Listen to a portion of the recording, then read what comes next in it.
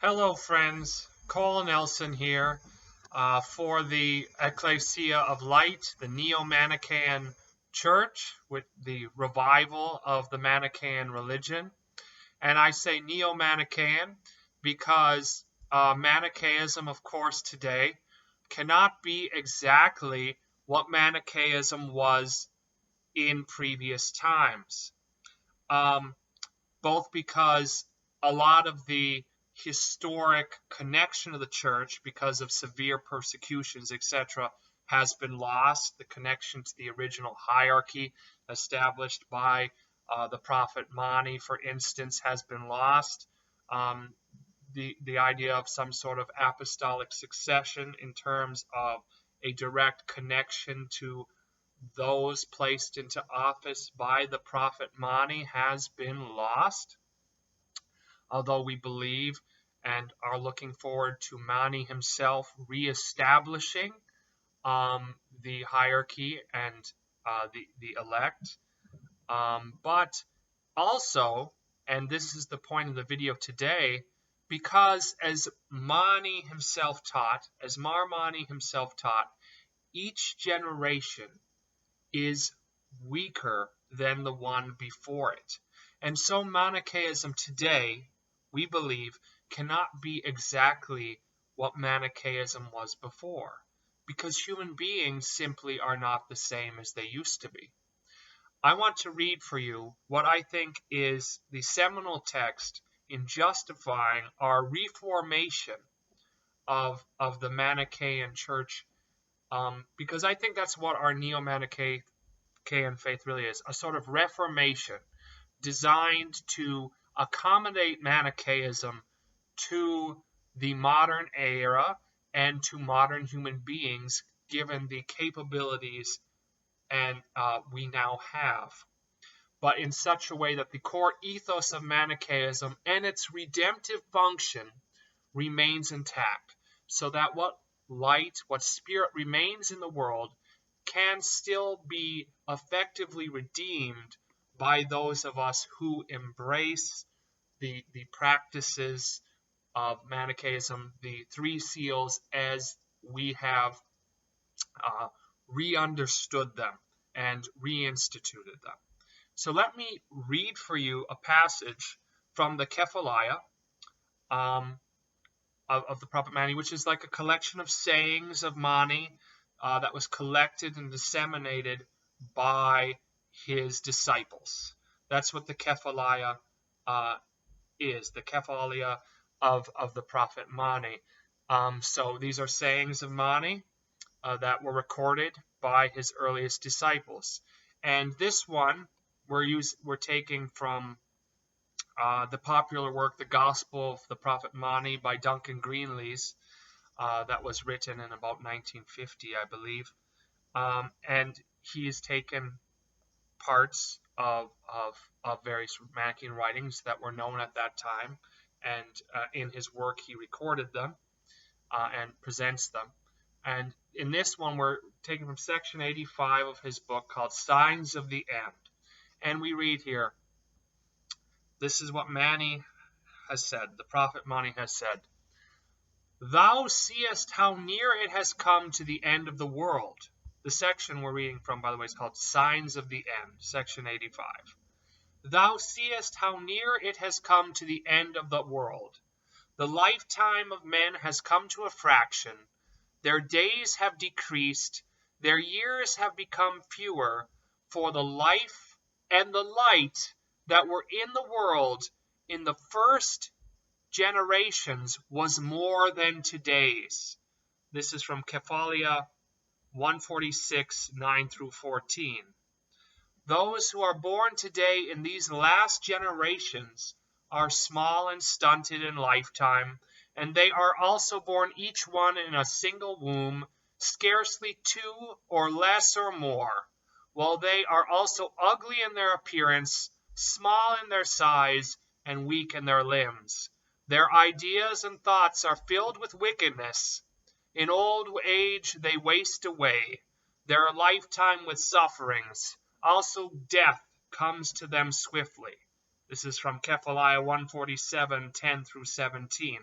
So you see the idea here, and already this was true in Mani's day, that each generation, and this makes sense as the Father of greatness is redeeming light from the world.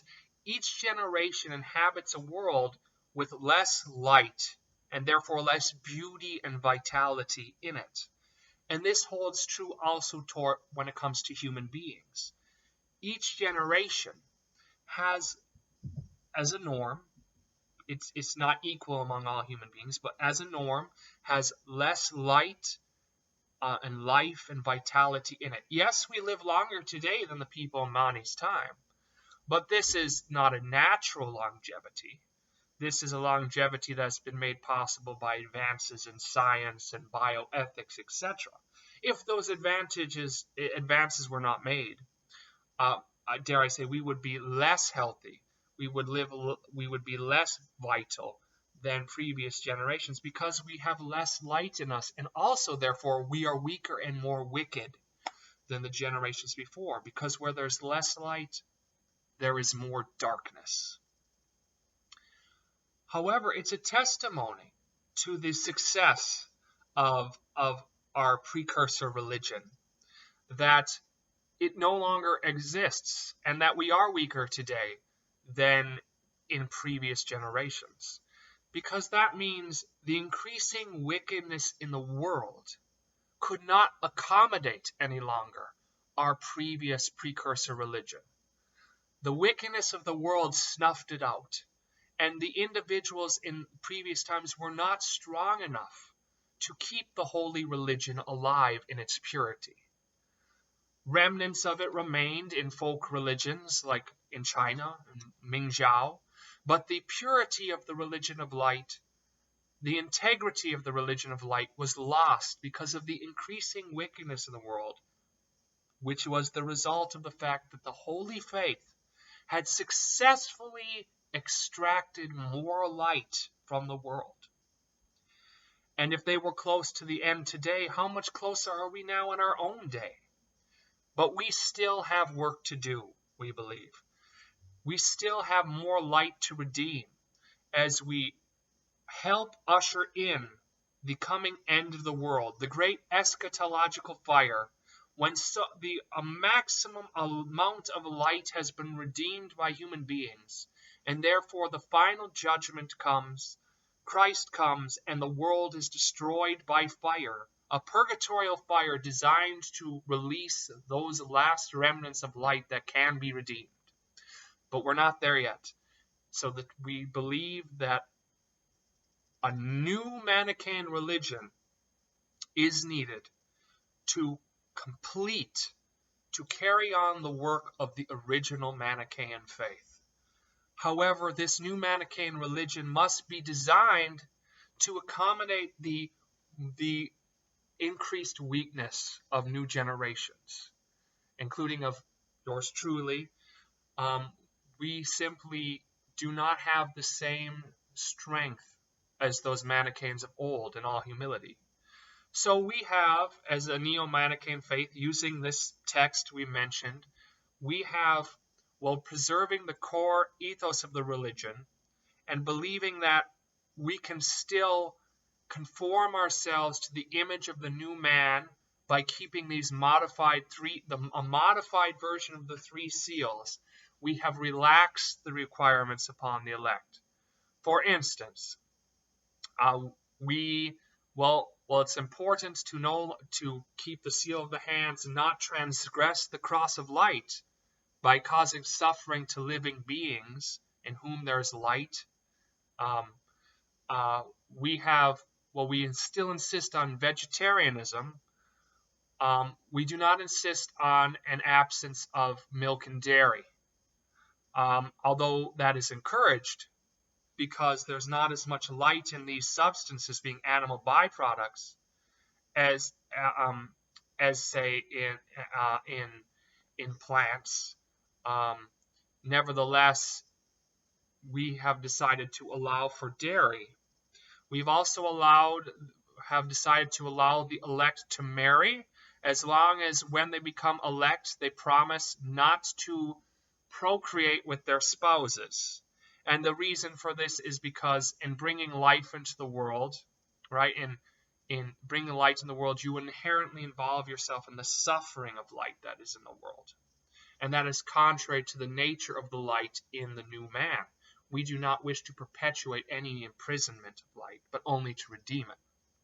Therefore, while we have decided that the elect may marry, when they take vows as elect, they are promising that they will not bring forth children from that time on. We have decided to allow, to some degree, for the elect to at least until the church is more established and capable of supporting more advanced elects, we have allowed the idea that early elects will be allowed to have jobs and make money, although they must not spend their money frivolously or be greedy or covetous. So we have relaxed some of these disciplines. We are allowing the elect to own more than one pair of clothing for a year. So some of these things are being reformed, but the core ethos of the religion and teachings, and the idea that the elect must transform themselves into a redemptive mechanism by conforming themselves as far as they are able to the image of Christ, the new man, is being retained. And that's part of why I'm dressed in elect clothing right now. Well, we do not have any formal elects yet, even under the Reformed system. And this is in part because, one, I think it's important that elects receive some form of ordination. I think fittingly at the Bema Festival, where we will believe Mani himself is reinstituting the order of the elect. And two, simply because the church is very small right now, and at least for me personally, the commitment is something that is a very serious commitment, and I would want to commit myself to it when I'm certain that there are a sufficient number in the church that the services of an elect are needed, salutary, and that the elect can actually fulfill their redemptive function by receiving alms in the form of foods and redeeming the light that is in them. It's important that these foods are given to the elect by the auditors, because it's a reciprocal relationship. The elect do no harm in the preparation of the food, and the auditors receive a sort of remission of sin for the violence they afflict on the world by giving food to an elect who redeems light. So it's sort of an atoning act for them. But we hope that as the church grows, there will be people who embrace the role of the elect after a reformed fashion. At that time, I would consider doing that. And right now, as far as the church goes, the developments in the church, there are a few things I'd like to talk about. We have developed a new catechism. Oscar Manzano and myself have worked in collaboration to develop a catechism for the new Manichaean faith. And I'm hoping you can get this on our website, the Ekklesia of Light website, and it should be under our shop section. If not currently, then very soon. It's already been developed. It's in a paperback copy. I'm hoping perhaps to visit Norway. Our brother Ryan Appleyard, who has done very much in terms of developing our church with social media and articles, is sadly ailing, and I think it is important that one, we do outreach to console him in his as he prepares to pass and prepares to attempt to return the light that is in him, to bring it through the ships, the light ships, to the new aeon, where he will await reintegration with the realm of light. Right now, he's collecting himself. That is, he is preparing to try to hold on to his true self, his light self, his identity after he dies, so that he can escape the cycle of rebirths. And I think it's important that we minister to him in this time, and to his family.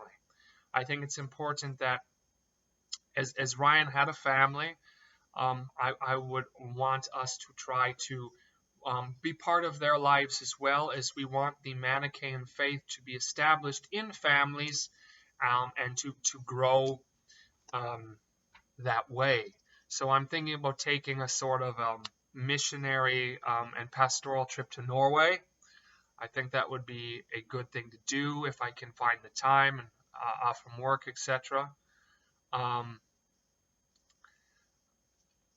These are just the things that are going on. I encourage you to visit our website and to consider helping the revival of the faith, and which I think is so important in our times, because Manichaeism, unlike many faiths, does understand the weakness and the frailty of humanity, and which we were talking about with each generation, for instance, becoming weaker. And because of that, Manichaeism is uniquely situated to offer not only hope at redemption, but also compassion when it comes to human weakness and failure. And I think that it's that compassion and understanding that our world and our time right now so desperately needs. So I would encourage you to assist us in spreading Manichaean's message of compassion, hope, and redemption as we go forward. Be well, and may the Father of greatness bless you, and may we look forward to that day when the veil that separates his face from being able to behold us because of the great pain he experiences, witnessing our suffering, can be lifted as we are reunited joyfully with him. Amen.